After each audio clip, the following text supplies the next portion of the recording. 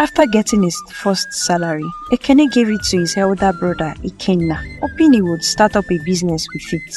Unfortunately, when Ikenna saw how much Ekene was making and how he was living large, he got so jealous. How can small Ekene of yesterday be doing better than me? Hey, see this boy you, I should be better than him. He looked at the money Ekene gave him and thanked him with a fake smile. Unfortunately, he wasn't really happy for his brother's success. He was only pretending to be.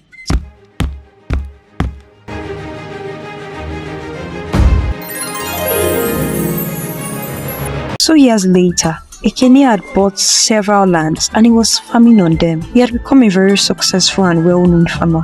He was getting so rich because he was investing the salary he got from the palace, and he also sold his farm products at the market by himself. Everyone knew that his yams were the biggest they had seen. Even those from neighboring villages would come to buy from him. He had even built a beautiful house for himself and a separate house for his brother and family.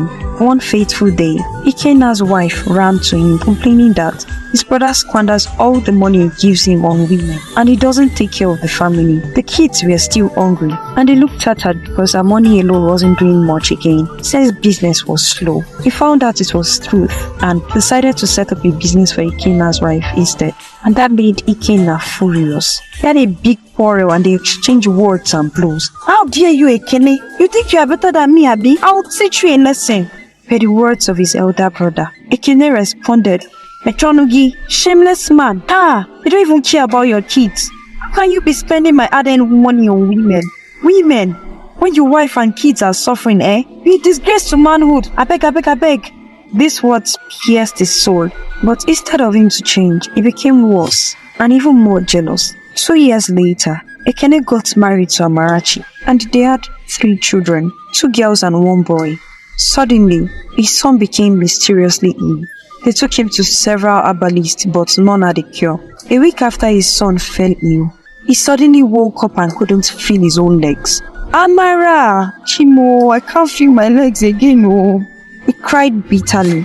His wife ran to him and tried to help him get up, but he couldn't. They invited the herbalist and he said he couldn't do anything but his senses is spiritual, and told them the native doctor to meet. Amara had to go in search of the native doctor, and when she got to his shrine, he already knew her name and what she and her family were going through.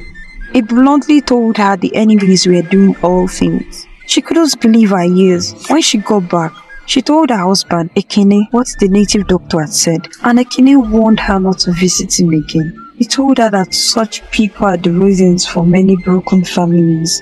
How can my only brother be my problem, And that's the truth. How can his only brother be the reason for his sickness? Impossible, he said.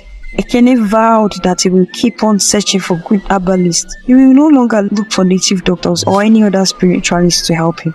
He trusted his brother so much. Meanwhile, his brother was always visiting to know if they were okay, so it was very difficult to suspect his brother.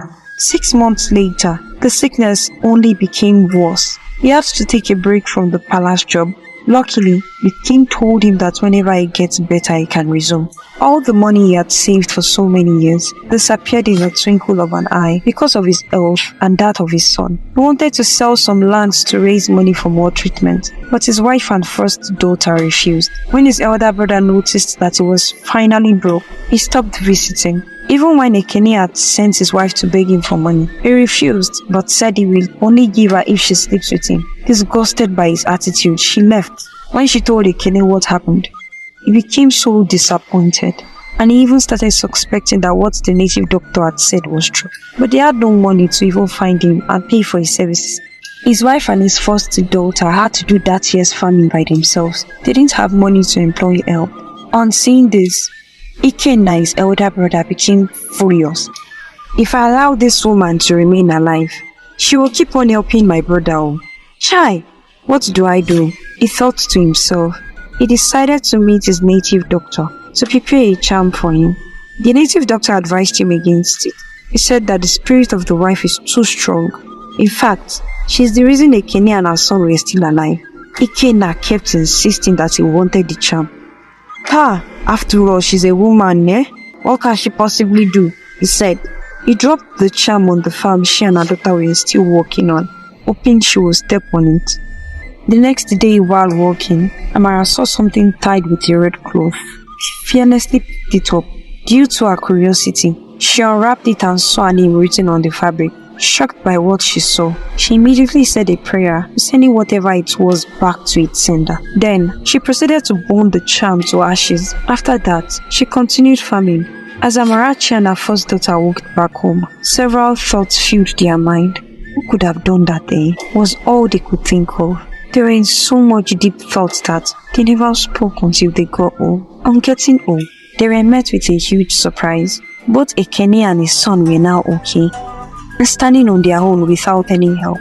Filled with so much joy, they both started screaming as they ran to give them a hug. They couldn't believe their eyes.